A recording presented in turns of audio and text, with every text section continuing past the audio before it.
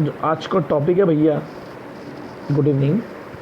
जो हमारा आज का टॉपिक है, it is one of the very crucial topic of accounts of companies. That is a separate topic की तरह इसको पढ़ेंगे अपन, एक अलग ही नॉलेजेबल टॉपिक। और आज के ज़माने में तो बहुत अहमियत रखता है ये टॉपिक, आपको नाम से झलक रहा होगा। That is corporate social responsibility,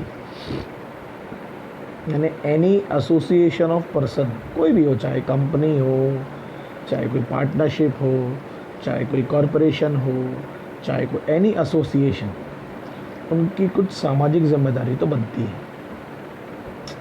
क्योंकि क्या होता है बच्चों, जब आप सोसाइटी के थ्रू कमाते हैं प्रॉफिट, गुड्स को बेच के ना पैसा आता है ना आपके पास में, तो आपकी कुछ जिम्मेदारी बनती है कि आप कुछ पैसा उनके प्रति भी खर्च करें, सामाजिक जिम्मेदारी के रूप में। एम्प्लॉयज़ है तो उनको आप पीएफ दें, वर्किंग आवर्स अच्छे, उनकी वर्किंग कंडीशंस अच्छी। कंज्यूमर है, कस्टमर है, तो उनको सेटिस्फेक्शन मिले, रीजनेबल गुड्स मिले। आप लॉजिक समझ रहे हो ना। गवर्नमेंट है तो प्रॉपर टैक्सेशन पे करो। तो आपको एज ए बिजनेसमैन कुछ सामाजिक जिम्मेदारियाँ, एज ए कॉरपोरेशन कुछ सामाजिक जिम्मेदारियाँ तो निभानी पड़ेंगी ना, उसके बिना तो पॉसिबल ही नहीं है। बराबर बोल रहा हूँ मैं, सही बोल रहा हूँ। तो सेक्शन 135 साफ साफ कहता है कि समाज को ऊपर करने के लिए आपको कुछ सामाजिक काम करने ही पड़ेंगे, कंपल्शन है। चाहे आप एक बेहतर ज़िंदगी दो लोगों को, उस एनवायरनमेंट को क्लीन करो। आज आप देख रहे होंगे, आज जो लॉकडाउन की स्थिति है, पेंडेमिक है, इसमें कितने सारी कंपनियां सोसाइटी के प्रति अपनी CSR responsibility, whether they comes under the limit or not, but they are doing for that. बराबर है कि नहीं बराबर है बच्चों? ठीक है। तो ये जो सोशल रिस्पॉन्सिबिलिटी है किसी भी कॉरपोरेशन की, इसके एक सेक्शन को अपन पढ़ेंगे आगे जाके, हम भी तो इसके एलिजिबिलिटी में आ सकते हैं। तो एक एग्जॉस्टिव डेफिनेशन बनाई है CSR को, ऐसी डेफिनेशन में सब खत्म कर दिया हम लोगों ने। 21C, रूल 21C पढ़ते हैं। But it is limited to जो एक कुछ कंपनी हैं उन पे देखिए कौन कौन से प्रोजेक्ट हैं। वह प्रोजेक्ट या वह प्रोग्राम जो schedule 3 of the companies act में दिए गए हैं, इन्हें CSR में कौन कौन से काम आते हैं आपको पता है? जो PM केयर रिलीफ फंड था ना, जो आप लोग जिस पे पैसा अपन दे रहे थे अपन सब, वो भी CSR में आना चाहिए था। उस पर डिबेट चालू है, समझ में आ रहा है? फिर वो कुछ टैक्स को लेके कुछ इश्यूज होते हैं, उस पर अपन पढ़ेंगे डिटेल में। CM केयर रिलीफ फंड जो है वो भी CSR में आना चाहिए कि नहीं आना चाहिए, उसको भी लेके कुछ बातें हो रही है, अपन पढ़ेंगे। Projects programmes related to activities undertaken by the board of directors in recommendation of CS। Decide कौन करेगा? बोर्ड करेगा। CSR पॉलिसी कौन बनेगा कंपनी में? बोर्ड ऑफ डायरेक्टर्स बनाएंगे। भाई वही लोग तो बनाएंगे, वो डिसाइड करेंगे। जैसे आज हमारे अदानी है हमारे शहर में, तो वो बहुत सारा काम उन्होंने एनवायरनमेंट के लिए से, हमारा एक नेचुरल हमारा एक प्लान है हाजरा फॉल, वहाँ आपने देखा होगा, वहाँ अंदर की जो भी कुछ सामान लगा हुआ है वहाँ लिखा हुआ अदानी प्रोजेक्ट की CSR एक्टिविटीज़। करना पड़ता है आपको, समाज के लिए करना ही पड़ेगा। अगर आप लिमिटेशंस में आते हैं तो कंपल्शन है, नहीं आते तो फिर वो वॉलंटरीली हो जाएगा। 135 में हम लोग ये पूरा CSR के बारे में पढ़ने वाले हैं, ठीक है। अब देखिए, which company is required to create CSR committee, which companies, तो डेफिनेटली कुछ एलिजिबिलिटी तो है। तो सेक्शन 135(1) दिमाग में बैठा लो, एलिजिबिलिटी आया, और वह कंपनियां जिनकी नेट वर्थ 500 करोड़ या 500 करोड़ या उससे ज़्यादा है, जिनका टर्नओवर पिछले फाइनेंशियल ईयर का 1000 करोड़ या 1000 करोड़ से ज़्यादा है, या जिनका नेट प्रॉफिट जो है 5 करोड़ या 5 करोड़ से ज़्यादा है, भूलने का नहीं, और में और इसमें से अगर एक भी कंडीशन फुलफिल हो गई तो आपको CSR कमेटी बनानी पड़ेगी, और CSR से रिलेटेड कामों में आपको हाथ बटाना पड़ेगा, करना ही पड़ेगा। बराबर है? ओके, ठीक है। लिखा है यहाँ पर उसमें ना, 3 और 3 से ज़्यादा डायरेक्टर होंगे, उसमें से जो एक बंदा होगा उस कमेटी में वो एक इंडिपेंडेंट डायरेक्टर होगा जो अपॉइंटेड बाय होगा CG, that is central government. Provided that where a company is not required to appoint an independent director under subsection 4 of 49, it shall have its CSR committee of 2 or more directors. ऐसी कंपनियां जिनमें independent director की ज़रूरत नहीं है उनको अपनी CSR committee में 2 और 2 से ज़्यादा डायरेक्टरों की ज़रूरत पड़ेगी. जैसे प्राइवेट कंपनी को आप ले सकते हैं इसमें, बराबर है. रूल 3(1) क्या कहता है? Every company including it's holding or subsidiary or a foreign company defined under clause 42 of section 2 of the act having its उसका अगर ब्रांच ऑफिस इंडिया में है या उसका कोई प्रोजेक्ट ऑफिस इंडिया में है जो इस क्राइटेरिया में आता है 135(1) का क्राइटेरिया 500,005 वाला, तो उन पर फिर 135 के रूल्स एप्लीकेबल होंगे, है ना. बहुत सारी ऐसी कंपनियां हैं जिनकी होल्डिंग या सब्सिडरी है फॉरेन कंपनी जिनके ब्रांच ऑफिस यहाँ पर है या प्रोजेक्ट ऑफिस है, जैसे अमेजोन हो गया, आपने नेस्ले मैगी का एग्जांपल लिया, तो उनको अगर वो इस क्राइटेरिया को फुलफिल करते हैं करना ही पड़ेगा 135(1) के क्राइटेरिया में अगर आते हैं तो ठीक है. मगर ये जो फॉरेन कंपनी का जो नेटवर्थ या नेट प्रॉफिट है या टर्नओवर है वो हम लोग कैलकुलेटेड करेंगे, कंप्यूट करेंगे according with the balance sheets and profit and loss of such company prepared in accordance with the clause A of subsection 381 of subsection 198 act.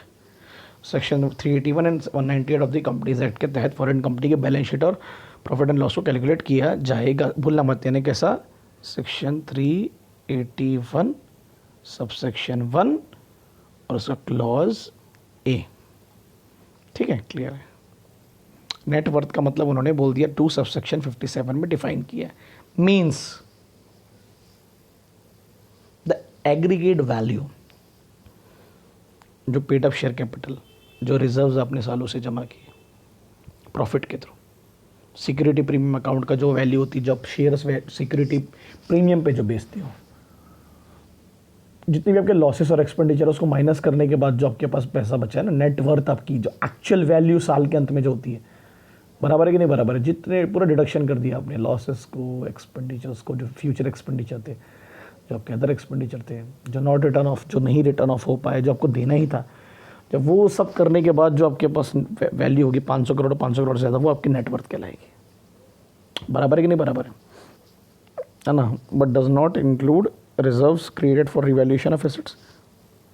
अब रिवैल्यूएशन के बाद एसेट्स के लिए प्रोविजन बनाने पड़ते हैं ना आपको, रिजर्व्स, है ना. Right back of depreciation, amalgamation, ये तो आपके खर्च हो गए एक प्रकार के, इसको हम नेटवर्थ में, क्योंकि ये तो पे करना है ना आपको, एक प्रकार की लाइबिलिटी जैसे हो गई ना, ये इंक्लूड नहीं होगा क्या में? नेटवर्थ में. ठीक है, okay. Net worth also not include the sums as provided shall be calculated in accordance with the provision of section 198. क्या नहीं आएगा वो आपको जहन में डाल लेना है, ठीक है. But does not include the reserves created out of revaluation of assets, है ना. एसेट्स को हम जब बेचते हैं, खरीदते हैं, तो उसकी रिवैल्यूएशन निकालते हैं, है ना. तो उस पर जो रिजर्व्स आप रख रहे हो उसके लिए रिवैल्यूएशन के बाद में फ्यूचर के लिए वो भी नहीं आएंगे, डेप्रिशिएशन के लिए जो पैसा रखा वो भी नहीं आएगा, और एमलगमेशन जब जो 2 कंपनियां मिलती हैं तो उस पर जो भी आपकी वैल्यूज़ में चेंज आएगा वो भी आपके नेटवर्थ में नहीं आएगा. ठीक है, क्लियर है. एग्जाम्पल दिया मेरे बच्चों. The statutory auditors of a company were required to issue a certificate on the net worth of the company as per the requirement of the management. 30 सितंबर 2018 को उनको कैलकुलेट करना था कि कंपनी की नेटवर्थ कितनी है, एक इशू करना सर्टिफिकेट 257 के अनुसार. अब वो तो कंपनी ने अपनी प्रॉपर्टीज़ की वैल्यू करवाई, plant, equipments, in the current year which was mistakenly taken into the retain earnings of the company. This is not retain your retain earning का मतलब क्या होता है? नेट प्रॉफिट का एक हिस्सा जो आपने अलग उठा के रख दिया है. ठीक है, अब देखो रिवैल्यूएशन ऑफ एसेट्स है जो ऊपर हो रही है ना फर्स्ट लाइन में. Please advise whether it's fair valuation would be covered in the net worth और नॉट. अपन ने अभी पढ़े रिवैल्यूएशन नहीं आएगा नेटवर्थ के हिस्से में. रिवैल्यूएशन नेटवर्थ नहीं, हर साल निकालते ना. अभी लॉकडाउन में कितनी सारी रिवैल्यूएशन ऑफ एसेट्स हुई होंगी, वैल्यू एसेट्स की वैल्यू कम आई होगी उम्मीद के मुकाबले, उसको क्या नेटवर्थ में लोगे क्या तुम? क्लियर है. The company fair valued its property, plant and equipment and to retain earning.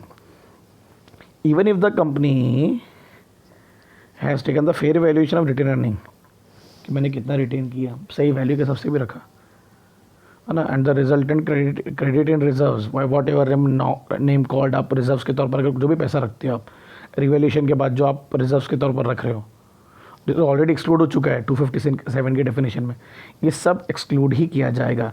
Any kind of reserve for the assets, for the revaluation of assets, for any kind of plant and equipment machinery, वो include नहीं होगा। ठीक है, तो लिखा उसमें further the auditor should also consider the matter related to the accounting of this reserve separately at the time of audit of books of accounts, है ना। इसकी एक अलग अलग बुक्स ऑफ अकाउंट्स होगी, इसकी एक अलग अकाउंटिंग की जाएगी। ये जो रिजर्व से ऊपर हमने पढ़े, इसको ध्यान से फोकस करना, यानी ये सब कैलकुलेट नहीं होगा। सही वैल्यू भी निकालते हो प्लांट एंड मशीनरी की तब भी नहीं होगा, बराबर है कि भाई हमने अपने प्लांट मशीनरी के लिए कुछ पैसा रिटेन करके रखा, भले वो क्रेडिट कर दो आप उस रिजर्व में, वट एवर ने किसी भी नाम से रखो, लोग प्रोविजन के नाम से रखते कोई कुछ, मगर वो सब आप एक्सक्लूड करेंगे नेटवर्थ में, वो इंक्लूड नहीं होगा, आपको ध्यान रखना है। तो एक क्वेश्चन आया इसमें, ABC limited is a company में टर्नओवर 1000 करोड़ से ज़्यादा का, बट उनको लॉसेस हुए पिछले कुछ फाइनेंशियल ईयर में, अपन ने अब भी पढ़े थे। अब क्या बोलते, इफ अगर एक भी क्राइटेरिया फुलफिल होता है तो उनको CSR बनाना पड़ेगा। तो अब लॉसेस हुए तो हम क्या करें, लॉजिक समझ रहे हो, उसको टर्नओवर तो हुआ ना वन ऑफ द ईयर में, तो ख़त्म बात, आएगा ही आएगा। अब आप बोलोगे सर वो डिडक्शन के बाद में वो 1000 करोड़ से कम आया, तो 1000 करोड़ से कम आया तो कोई ना कोई तो प्रॉफिट उस पर आएगा, 5 करोड़ 500 करोड़, एक कंडीशन को तो फुलफिल कर ही दिया ना उसने। क्लियर है कि नहीं, अपन ये थोड़ा ना बोलते पिछले 3 साल में, तीनों साल में ऐसा होना चाहिए। He will be eligible to complied the CSR committee, बनाना ही पड़ेगा आपको टर्नओवर के आधार पर। क्लियर।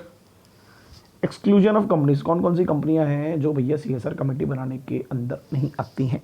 रूल 32 क्या कहता है CSR कमेटी का, एवरी कंपनी जो इस रूल 35(1) के अंदर नहीं आएगी उसको नहीं बनाना है किसी प्रकार की CSR कमेटी। ठीक है, कोई ज़रूरत नहीं है, उनको सिर्फ कंप्लाई करना है उन सबसेक्शन को, 2 से 25 तक है सबसेक्शन पे। तो अगर जो इस क्राइटेरिया को फुलफिल नहीं करेगी वो डेफिनेटली कमेटी बनाने की एलिजिबिलिटी में नहीं आएगी। क्लियर है कि नहीं क्लियर है। जो स्मॉल कंपनीज नहीं आती हैं या 1% कंपनीज नहीं आती हैं। कंपोजिशन कौन कौन उस कमेटी में होगा, अभी पढ़े थे अपने। नॉर्मली पब्लिक कंपनीज होती है, गवर्नमेंट कंपनीज होती है तो 3 और 3 से ज़्यादा डायरेक्टर, उसमें एक कम से कम इंडिपेंडेंट डायरेक्टर होता है। प्राइवेट कंपनी होती है तो उनको इंडिपेंडेंट डायरेक्टर अपॉइंट करने की ज़रूरत नहीं है। 149(1)(4) के अनुसार ना उसमें 1, 2 और 2 से ज़्यादा डायरेक्टर होंगे, हो सकते हैं। Rule 5(1) of the companies rule 2014 क्या कहता है, companies mention in the rule 3 shall constitute CSR committee as enter. ये थोड़ा ध्यान से पढ़ना बच्चों की, इनका कौन सी कंपनियाँ जिनके लिए CSR कमेटी बनाना कंपल्सरी है। ठीक है, वो क्राइटेरिया तो पढ़ लिए। एक अनलिस्टेड पब्लिक कंपनी या प्राइवेट कंपनी है ना, which is not required to appoint an independent director, जिनको इंडिपेंडेंट डायरेक्टर अपॉइंट करने की जरूरत नहीं है। अनलिस्टेड पब्लिक कंपनी जो स्टॉक एक्सचेंज में लिस्टेड नहीं है, और प्राइवेट कंपनी जिनको 149(4) अपन ने पढ़ी ना, 149(4) में वो किसी प्रकार से इंडिपेंडेंट डायरेक्टर अपॉइंट करने की जरूरत नहीं है, उसके बिना भी वो CSR कमेटी बना सकते हैं। एक ऐसी प्राइवेट कंपनी जिसमें से 2 और 2 से ज़्यादा डायरेक्टर हो। क्लियर है, ये लोग अलाव है ना, ये लोग बनाएंगे CSR कमेटी। ठीक है, नहीं लिस्टेड कंपनी के अलावा हम उनके बारे में पढ़ रहे हैं। ऐसा फॉरेन कंपनी जिसका यहाँ प्रोजेक्ट ऑफिस या फॉरेन प्लेस यहाँ उसके यहाँ का काम किया जा रहा है, तो 2% कम से कम उसमें से 1% इंडिया का होना चाहिए उसका, 1% बाहर का, 1% इंडिया का, 2 लोग उस अपॉइंट करेगा वो, है ना। 2% होंगे, एक इंडियन होना उसका, 380 एक्ट में आया ना 381D, तो वो इंडियन होना चाहिए, और एक बाहर का भी चलेगा। ठीक है, रेजिडेंट ऑफ इंडिया एक होना चाहिए। रूल 5(2) और क्या कहता है, CSR कमेटी शैल इंस्टीट्यूट ट्रांसपेरेंट मॉनिटरिंग मैकेनिज्म, मतलब जो पैसा आप CSR एक्टिविटीज़ के लिए रख रहे हो उसके लिए ट्रांसपेरेंट मैकेनिज्म तैयार करो कि वो पैसा कहाँ खर्च होगा। अभी आपने देखा होगा कि PM केयर फंड को लेकर बहुत सारे लोगों ने RTI दाखिल किया था कि हमें बताओ पैसा खर्च कहाँ हो रहा है, तो उन्होंने बोला कि PM केयर फंड जो है वो CSR कमेटी में, CSR के प्रोजेक्ट में नहीं आता है। सेंट्रल गवर्नमेंट का ऐसा कहना था कि हम नहीं बताएंगे। फिर वो कुछ इश्यूज चले और उस पर आप आगे जाके रिपोर्ट देख सकते हैं कि क्या हुआ क्या नहीं हुआ। कई लोगों का कहना था कि आपको बताना पड़ेगा, जैसे बोर्ड रिपोर्ट होती है, बोर्ड ऑफ डायरेक्टर एक रिपोर्ट तैयार करती है, सेक्शन 134(3) शैल डिस्क्लोज कंपोजिशन, आपको बोर्ड रिपोर्ट में बताना पड़ेगा कि आपकी CSR कमेटी में कौन कौन लोग हैं। भूलने का नहीं। 5(2) क्या बोलता है, आपको एक ट्रांसपेरेंट मैकेनिज्म बनाना पड़ेगा, बराबर है। अनलिस्टेड कंपनियां 135(1) में आई प्राइवेट कंपनियां, उनको इंडिपेंडेंट डायरेक्टर अपॉइंट करने की ज़रूरत नहीं है, उनके उसके बिना भी उनकी कमेटी तैयार हो सकती है। प्राइवेट कंपनी 2 और 2 से ज़्यादा डायरेक्टर चलेगा। फॉरेन कंपनी में 1-2 बंदे रहेंगे, एक बाहर का एक यहाँ का रेजिडेंट, ठीक है। ड्यूटीज़ क्या है CSR कमेटी की? 135(3) क्या काम करती होंगी ये कमेटी? आप सोचो ना, दिमाग दौड़ाओ आप। पॉलिसी बनाती है, रिकमेंड करती है बोर्ड को कि भैया पैसा कहाँ खर्चा किया जाएगा, किन एरियाज़ में हम लोगों को स्पेसिफाई कर रहे हैं अपनी एक्टिविटीज़ को। जैसे शाहरुख खान की कंपनी थी, आपने देखा होगा, उन्होंने बोले हम PPE किट्स देंगे, हम लोग मील प्रोवाइड करेंगे। तो आपकी कोई ना कोई तो कमेटी होगी ना, ये सब तैयार करेगी कितना एक्सपेंडिचर होगा, जो क्लॉज ए में लिखे हुए खर्चे पर हम लोग करेंगे उन एक्टिविटीज़ पर। बराबर है कि नहीं बराबर है ना? और समय समय पर मॉनिटर करेंगे कि CSR पॉलिसी कंप्लाइड हो रही, फॉलो की जा रही है या नहीं की जा रही है। कंटेंट लिखा क्या होगा भाई? CSR पॉलिसी में कंटेंट तो होना चाहिए ना, प्रोजेक्ट्स, काम, कौन से खर्चे। रूल 6 क्या कहता है? CSR प्रोजेक्ट, जैसे आपने देखा होगा रेड चिलीज़ का शाहरुख खान का, उसकी जो रेड चिलीज़ कंपनी, उन्होंने पूरा बताया था कि हम कहाँ कहाँ क्या क्या खर्चा करने वाले हैं। वैसे टाटा ने बताया था, वैसे महिंद्रा ने बताया था। लॉजिक समझ रहे हैं? उन्होंने पूरा बताया कि हम PPE किट्स ला रहे हैं, हम मील दे रहे हैं, हम वेंटिलेटर बना रहे हैं, ठीक है। जो शेड्यूल 7 में एक्ट के आपको एक्टिविटीज़ है CSR की, वो आपको बतानी पड़ती है कि आप कौन कौन सी एक्टिविटीज़ है प्रोजेक्ट पे खर्चा करने वाले हैं। फिर उसका कब कब मॉनिटरिंग होगा, वो पैसा कहाँ से आएगा। नॉर्मल कोर्स ऑफ बिजनेस में खर्च होने वाले पैसे को आप CSR में इंक्लूड नहीं करोगे। तुमने बाजू में किसी को खाना खिला दी, बोलते CSR, ऐसा नहीं होता है। प्रॉपर स्पेसिफाई करो कि तुम्हारा इफेक्ट क्या हो रहा है। शेड्यूल 7 में वो काम दिए गए हैं, कौन से CSR में आएंगे। बराबर है? देखो ये लाइन बहुत, सरप्लस CR से policy of the company specified surplus. अगर कोई सरप्लस आपको मिलता है ना, बच गया पैसा मान लो आपको, है ना, तो वो सरप्लस को आप कंपनी के प्रॉफिट में नहीं ऐड करोगे, ठीक है। क्लियर हुआ मैंने क्या बोला आपको? क्लियर हुआ मैंने आपको क्या बोला? 135(4) क्या कहता है? Duties of the board of director in relation to CSR। The board of director of every company referred to in subsection 1 shall after taken into the recommendations, जो CSR कमेटी ने उनको किया कि क्या क्या हमें खर्च करना चाहिए, कहाँ कहाँ खर्च करना चाहिए, कौन कौन सी, वो उस कंटेंट को पढ़ने के बाद देखेंगे भैया उसमें से कितनी चीज़ों को इंक्लूड करना है, कितनी चीज़ों को इंक्लूड नहीं करना है CSR पॉलिसी में। किसकी बात? CSR कमेटी की बात। कौन रिकमेंड करेगा, कौन कंसिडर करेगा? Board of directors. और आप अपनी वेबसाइट पर और न्यूज़पेपर पर उसको पब्लिश कर सकते हैं, जो भी आप CSR काम करने वाले हैं। जो अमाउंट है ऑफ कंट्रीब्यूशन टुवर्ड्स CSR कहाँ से आएगा वो तो तय हो गया था, हम लोग ने पढ़े, मतलब कौन सी एलिजिबिलिटी होगी।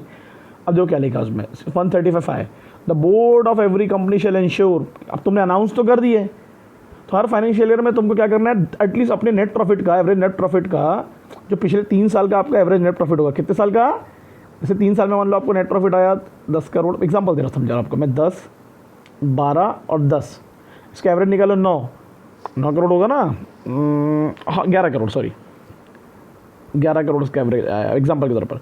इसका 2% आपको निकालना ही निकलना है एवरेज, 3 साल के एवरेज नेट प्रॉफिट का 2% CSR के लिए अलग करके रखना ही रखना है। तो भैया लिखा हुआ है, भूलने का नहीं, अपने CSR के कामों के लिए, ठीक है। पहले लोकल एरिया जहाँ तुम रहते, तुम्हारी कंपनी है, पहले वहाँ CSR की एक्टिविटी करो, वहाँ रोड बनवाओ, वहाँ एनवायरनमेंट पे काम करो, वहाँ गरीबी मिटाओ, वहाँ के लोगों को नौकरी दो, तब उनको छोकरी मिलेगी। और अगर ऐसा नहीं कर पाती कंपनी CSR एक्टिविटीज़, तो बताओ रीज़न क्यों नहीं खर्चा कर पाया उस पैसे को, ठीक है, समझे करे। कंपनीज में build CSR capacities of their own personal for implementation. वो खुद का ट्रस्ट बना ली थी कंपनी, कई बार किसी के थ्रू नहीं करती कि हम खुद की एजेंसीज बनाएंगे, ट्रस्ट बनाएंगे, इंस्टीट्यूशन बनाएंगे, खुद के बैंक्स बनाएंगे, खुद की चीज़ें बनाएंगे, वहाँ से खर्चा करेंगे, ठीक है। बस such expenditure including expenditure on administration overhead shall not exceed 5% of total CSR expenditure of the company in 1 financial year, है ना। कंपनी में build CSR capacities of their own personal मतलब employees, as well as those of implementing agencies through institutions with established track records of 3 financial years, है ना। आप किसी और institutions के थ्रू भी CSR एक्टिविटीज़ के काम को करवा सकते हैं, बराबर है कि नहीं बराबर है। बट वो एक्सपेंडिचर होना, वो आपके जो CSR एक्सपेंडिचर है उससे 5% से ज़्यादा का नहीं होना एक फाइनेंशियल ईयर का, है ना। मतलब वो जो इंस्टीट्यूशन है आपके बिहाफ में कितना खर्च करेगा, जैसे आपके 10 करोड़ का नेट प्रॉफिट है तो आप उसका 5% निकालो, 50 लाख रुपये तक का, बस। उससे ज़्यादा का खर्चा आप उनसे, CSR का खर्चा आप उनसे नहीं करवा सकते।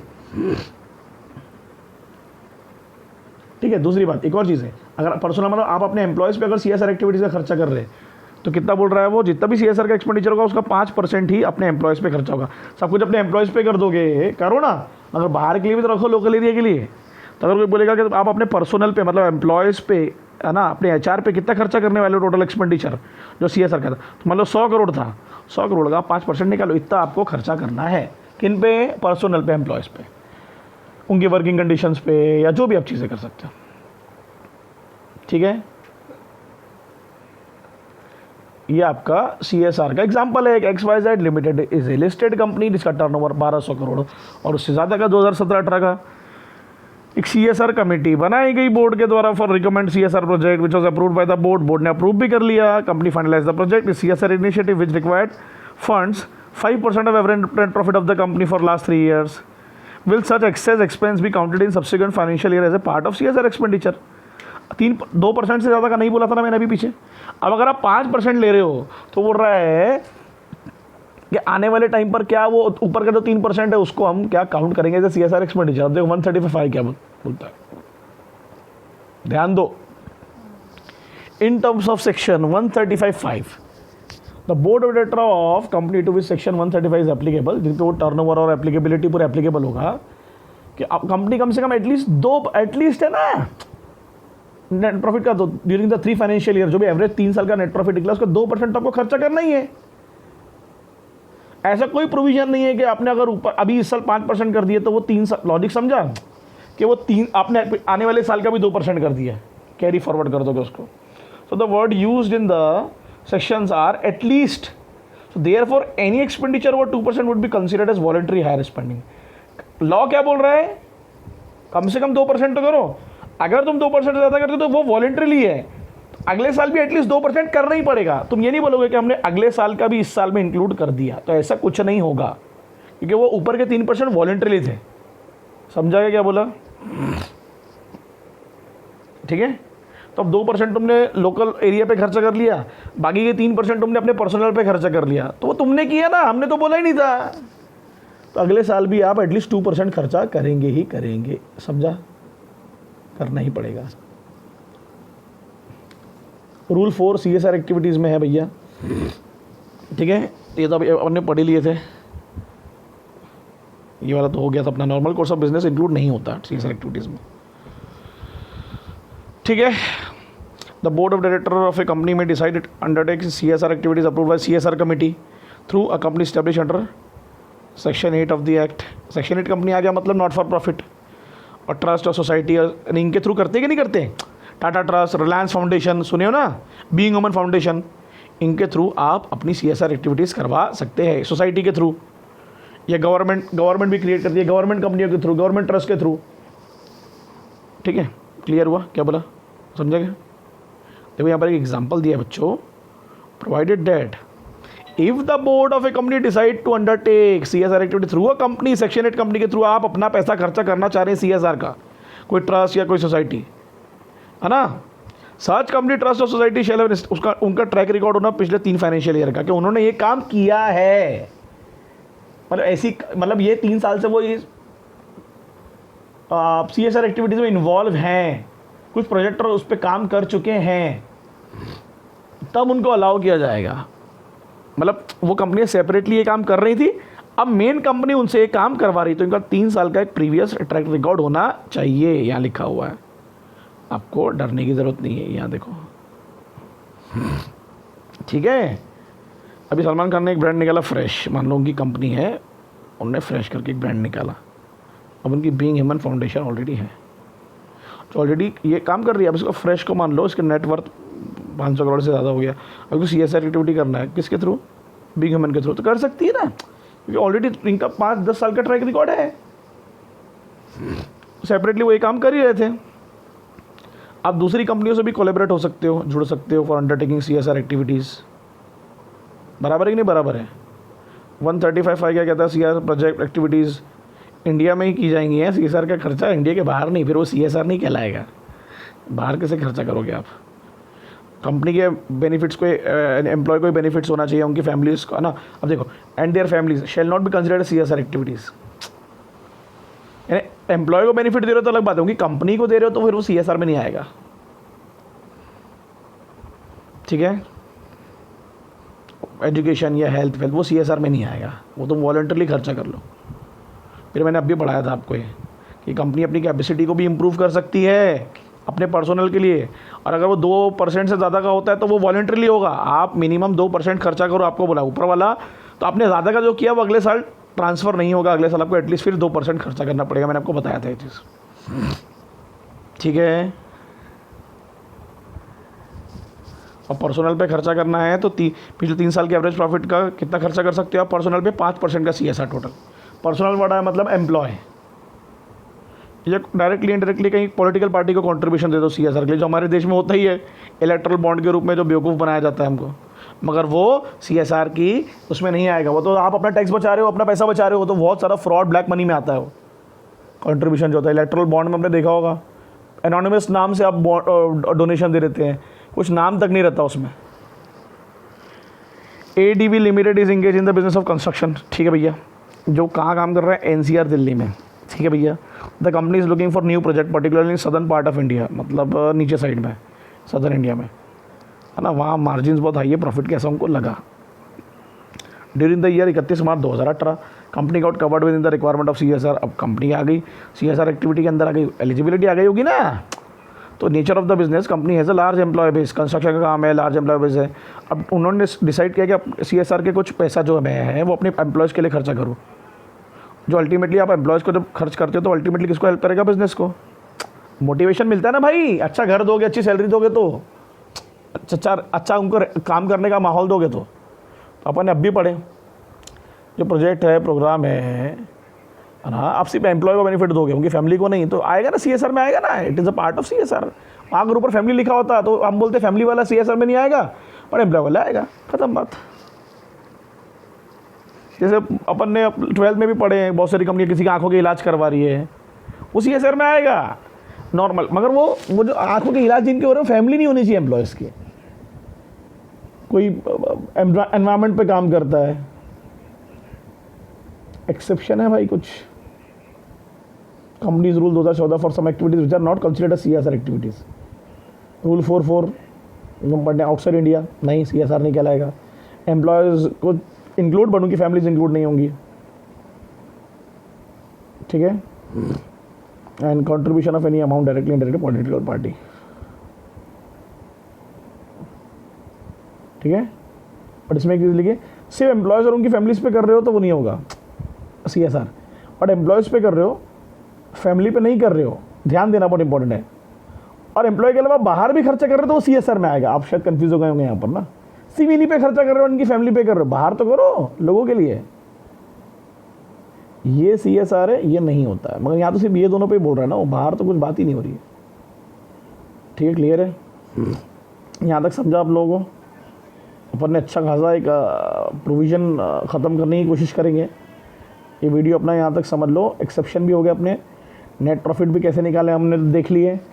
नेट प्रॉफिट क्या होता है? हमारा 3 फाइनेंशियल ईयर का एवरेज निकालते हैं हम लोग, तो 5 करोड़ से ज़्यादा आना चाहिए। अब वो नेट प्रॉफिट कहीं से भी आ सकता है, आपको आपके होल्डिंग से भी आ सकता है, वो भी इंक्लूड होगा आपके सब्सिडरी से। CFS में दिख जाएगा आपका कंसोलिडेशन फाइनेंशियल स्टेटमेंट में। ठीक है, कोई आपकी फॉरेन कंपनी है, अब उसकी ब्रांच यहाँ है तो वो भी कैलकुलेट की जाएगी, ब्रांच ऑफिस यहाँ पर है तो वो भी इंक्लूड होगा कि नहीं होगा, है ना। जो डिविडेंड आपको दूसरी कंपनियों से मिल रहा है, जो आपने दूसरी कंपनी में इन्वेस्टमेंट किया, वो डिविडेंड भी नेट प्रॉफिट का हिस्सा कहलाएगा आपका। आप कमा रहे हो ना ऐसे कंपनी, बराबर ही नहीं बराबर है, कंपनी इन्वेस्टमेंट करती है ना दूसरी कंपनियों में। क्लियर है? फाइनेंशियल स्टेटमेंट में आपका नेट प्रॉफिट क्लियर हो जाएगा, 5 करोड़ से ज़्यादा है या नहीं है। ठीक है, फॉरेन कंपनी में क्या होता है, नेट प्रॉफिट जो यहाँ के ब्रांच ऑफिस से या ब्रांच प्रोजेक्ट से जो प्रॉफिट एंड लॉस में क्लॉज ए 381 में आपको दिख जाएगा, rule 2F 198 section. Foreign company का ब्रांच ऑफिस यहीं होता है ना, तो उसकी कैलकुलेशन जो होती है वो इसके थ्रू होती है प्रॉफिट एंड लॉस में, तो वो इंक्लूड रहेंगे। काय में उनका नेट प्रॉफिट ऐसे कैलकुलेट किया जाएगा, एवरेज नेट प्रॉफिट।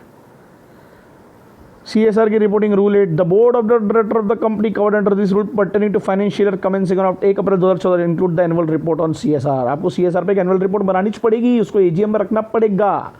कब से आया ये रूल? 1 अप्रैल 2014 के बाद। अगर फॉरेन कंपनी है तो उनको अपनी बैलेंस शीट फाइल करना पड़ेगा CSR से रिलेटेड। मतलब आपने बैलेंस शीट तो बना लिए, जो आप यहाँ के आपका जो भी ब्रांच ऑफिस है यार, जैसे नेस्ले का है 381B के अनुसार, और उसके साथ एक एनेक्शर जोड़ दो। किसका? रिपोर्ट ऑन एनेक्शर मतलब एडिशनल डॉक्यूमेंट, बराबर है, सबमिट करना पड़ेगा आपको। समझा क्या रे भैया? अगर ये समझ गया तो मत जाना, ठीक है? समझ में आ गया? जो एक्टिविटीज़ है, जो शेड्यूल 7 अपन पढ़ रहे थे ना, कौन कौन सी एक्टिविटीज़ CSR में आती हैं, तो जो अभी आप देखो, आप आपका पूरा लॉकडाउन ही इसी में गया। बड़ी बड़ी कंपनियों ने, बड़े बड़े एक्टर्स की कंपनी ने, सबने यही काम किया है। अभी क्या काम किया है देखते जाएंगे अपन अपने CSR में जो आएगा। भूखमरी मिटाना, गरीबी मिटाना, मेल न्यूट्रिशन। अब आपने माइक्रोसॉफ्ट का सुना होगा, उन्होंने बहुत बड़ा काम किया था मेल न्यूट्रिशन में इंडिया के साथ में, है ना। पोलियो के लिए बहुत बड़ा काम किया था। सैनिटेशन का काम करना, स्वच्छ भारत कोष सेटअप, ये कोष, इसमें पैसा डालो सेंट्रल गवर्नमेंट के द्वारा, CSR में आता है। सैनिटेशन को आगे बढ़ाना, सेफ ड्रिंकिंग वाटर, ठीक है। एजुकेशन को आगे बढ़ाना। बहुत सारे आपने देखे होंगे बड़ी बड़ी कंपनियों के एजुकेशन है, जैसे विप्रो के बहुत सारे स्कूल्स हैं, हॉस्पिटल्स है, टाटा के है ना, रिलायंस के है, ठीक है। वोकेशनल स्किल्स, डिसेबल्ड चिल्ड्रन के लिए काम करना। आप देखते होंगे नीता अंबानी घूमते रहती मुंबई इंडियंस की, है ना। लाइवलीहुड इनकी इम्प्रूव करना, एम्प्लॉयमेंट वोकेशन स्किल्स सिखाना, जेंडर इक्वलिटी को बढ़ावा देना, एम्पावरमेंट ऑफ वुमेन, घर बना के देना, हॉस्टल्स बना के देना वुमेन और ऑर्फन्स के लिए, old age homes, day care centres. ये सब आपको आएगा ही आएगा। काय में आएगा बोलो? CSR में आएगा। एनवायरमेंट सस्टेनेबिलिटी के लिए काम करना, ecological balance, protection of flora and fauna, animal welfare, agro forestry करते ना। रिलायंस फ्रेश का एग्जांपल मैंने आपको दिया था। नेचुरल रिसोर्स कंजर्वेट करना, क्वालिटी ऑफ सॉइल को इंप्रूव करना, इसके लिए प्रोजेक्ट करती है ना बड़ी बड़ी कंपनियाँ। तो अल्टीमेटली तो देश को ही फ़ायदा होगा, समाज को फ़ायदा होगा अगर आप ये काम करते हो। क्लीन गंगा में कंट्रीब्यूट करना, है ना। अभी एक नया आया ना, बड़े बड़े हॉस्पिटल्स को बोला गया आपका जो भी मटेरियल निकलता है, जो पैड्स निकलते हैं, उसको डिस्पोज करने के लिए आप एक डिस्पोजल ऑफ वेस्टेज का एक प्लांट डालो, कि जिससे वो जब वो साफ़ होके थोड़ा सा जाए, नदियों में मिक्स होता है ना पूरा कचरा वेस्ट, तो वो उतना गंदा ना जाए। अभी हॉस्पिटल्स को मैंडेटरी किया गया है कुछ लिमिटेशंस में। नेशनल हेरिटेज, जैसे मैंने आपको हमारा हाजरा फॉल वाला एग्जांपल दिया था, कि जो भी बड़े बड़े नेशनल हेरिटेज होते हैं, जैसे ताजमहल हो गया, लाल किला, उनको प्रिजर्व करना, उन पर पैसा खर्च करना, है ना। हिस्टोरिकल इंपॉर्टेंस, जो भी वर्क ऑफ आर्ट है आपका, पब्लिक लाइब्रेरीज, आपके promotion and development of traditional arts, handicrafts, जो भी देश को कंट्रीब्यूट करने वाली चीज़ें हैं, है ना। चाहे आपकी आर्म फोर्सेस हो, वॉर विडोज़ हो, जो वॉर में जो लोग ख़त्म होते हैं उनकी जो बेवाएँ, जैसे अक्षय कुमार ने किया था, है ना। उन्होंने एक फ़ंड स्टार्ट किया है, मेरे को नाम याद नहीं आ रहा एग्जैक्टली, आर्मी से रिलेटेड, उनकी विधवाओं के लिए पैसे जमा करते हैं वो, ठीक है, उनके डिपेंडेंट्स के लिए। I just forgot the name. Rural sport का बढ़ावा देना, नेशनल स्पोर्ट्स का बड़ा, पैरा ओलंपिक, है ना बेटा, सुनाओ। कई देखो बड़ी बड़ी कंपनियाँ स्पॉन्सर करती हैं, है ना। पैरा ओलंपिक मतलब जो हैंडीकैप लोग का ओलंपिक जो होता है। प्राइमरी, अरे को आ गया prime minister relief fund, chief minister relief, central government ने जो बनाया, मतलब PM केयर फंड CSR में आएगा, CSR में आएगा। ये ऐसा कोई फंड जो हम लोग अभी लॉकडाउन में दे रहे हैं पैसा, welfare of scheduled tribe, scheduled इनके लिए जो बनाया जाता है फंड, ये सब CSR में आएगा। और CM केयर फंड कहीं नाम नहीं लिखा है, तो वो CSR में नहीं आएगा। वही डिबेट चल रहा था कि उसको CSR में क्यों नहीं ले रहे हो। अबे बहुत सारे टैक्स एग्जम्पशन होते हैं ना इसमें। टेक्नोलॉजी के लिए अगर आप कुछ पैसा प्रोवाइड कर रहे हो सामने वाले को, गवर्नमेंट के लिए, देश के लिए, rural development project, slum area development, है ना, setup by the slum area shall mean area declared by central government, state government ने अगर डिक्लेयर किया, तो जैसे मुंबई में आपने देखा होगा धारावी। क्लियर हुआ भाई? शेड्यूल 7 में लिखी हुई चीज़ों पे काम होगा तो CSR का काम कहलाएगा, नहीं तो नहीं कहलाएगा। आपको इसको ध्यान रख लेना है। और आप जब ये काम करेंगे तो आपको लोगों को बताना पड़ेगा। जैसे कई बार आप देखते होंगे बड़े बड़े शहर में मैराथन होती है, चैरिटेबल कंट्रीब्यूशन होते हैं, नहीं, हमारे यहाँ पर भी होती है, आपने देखे होंगे लायंस क्लब, ये क्लब मिलकर करा रहे हैं बहुत सारी चीज़ें। कोई CSR एक्टिविटीज़ में इसको नहीं क्वालिफाइड किया जा रहा है। ये तो आप अपने टैक्स एग्जेम्पशन के लिए भी करते हैं।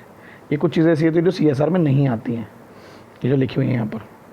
Awards, marathon, charitable contribution, advertisement, sponsorship of TV programmes, ये सब CSR नहीं है। तो तुम साले अपना एडवर्टीजमेंट है ना एक प्रकार का तुम्हारा, ये तो तुम्हारी ब्रांड वैल्यू बढ़ा रही है सब चीज़ें, ठीक है। Expenses incurred by companies for fulfilment of आपको कानून को इम्प्लीमेंट करने में आपको जो पैसा लगा, जैसे labour law, land acquisition act, ये भी CSR नहीं होगा। ये तो तुमको करना ही है, तो मैंडेटरी है, तुम एहसान थोड़ा ना कर रहे हो लोगों पे अगर इन लॉज को इम्प्लीमेंट कर रहे हो तो। Salaries paid by the companies to regular CSR staff, इस CSR स्टाफ को जो पैसा दे रहे हो, जो वॉलंटियर्स है, जो तुम्हारे लिए काम कर रहे हैं, जैसे आमिर खान की कंपनी है, आमिर खान प्रोडक्शन, वो सत्यमेव जयते फाउंडेशन के थ्रू काम करता है, आपने देखा होगा पानी फाउंडेशन, है ना, तो वो उनकी कंपनी पूरी CSR से रिलेटेड है, ठीक है। इसको CSR प्रोजेक्ट का हिस्सा अगर है तो वो CSR एक्सपेंडिचर में आएगा, ठीक है, क्लियर है, ये ऐसा इंक्लूड कर लेना इसको। फाइनेंशियल ईयर का एग्जांपल तो हम लोग पढ़ चुके हैं, पिछले 3 फाइनेंशियल ईयर में से कोई भी एक फाइनेंशियल ईयर में अगर आपने वो एलिजिबिलिटी में आए तो आपको CSR एक्टिविटीज़ करनी पड़ेगी। नेट प्रॉफिट मगर हम तीनों फाइनेंशियल ईयर का एवरेज निकालते हैं। Expenditure incurred by any foreign holding company for CSR activities will qualify as a CSR spend of the Indian subsidiary. अगर उसकी सब्सिडरी यहाँ पर है और अगर वो उस एलिजिबिलिटी में आती है तो उसको खर्चा करना ही पड़ेगा इंडियन सब्सिडरी के थ्रू। आपने अमेजोन से खर्चा करवाया ना अभी इंडिया में, करना पड़ेगा ना भाई आपको, इतना कमा रहे तुम्हारे हो तो। कोई रजिस्टर्ड ट्रस्ट है जैसे रिलायंस ट्रस्ट, टाटा ट्रस्ट, है ना,